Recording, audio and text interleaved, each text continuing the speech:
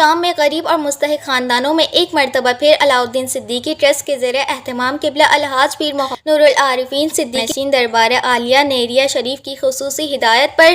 خلیفہ صوفی راؤ محمد رضا نقشبندی کی زیر نگرانی ہزاروں بیگز راشن فوڈ پروجیکٹ اور سلے ہوئے نئے کپڑے دارالعلوم صدیقہ رشید کالونی ٹنڈوجام میں تقسیم کیے گئے۔ اس موقع پر ہمارا اعلان پرامن پاکستان کے مرکزی چیئرمین خلیفہ محمد تسلیم راجپوت نے شرکت کی اور میڈیا سے بات کرتے ہوئے کہا کہ انسانیت کی خدمت سے سرشار غریب و مستویز طبقے کے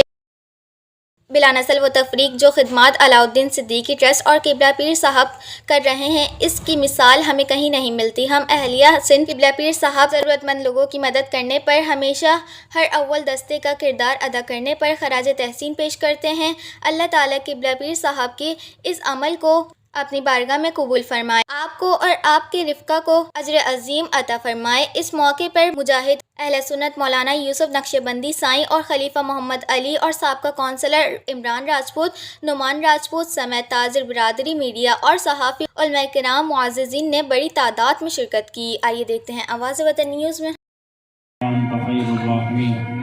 یا الہ العالمین یا ارحم الراحمین، اس خدمت کو اپنی بارگاہ میں قبول فرما۔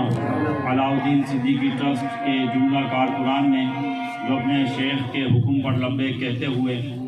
اپنے شیخ یعنی سیدی و مرشدی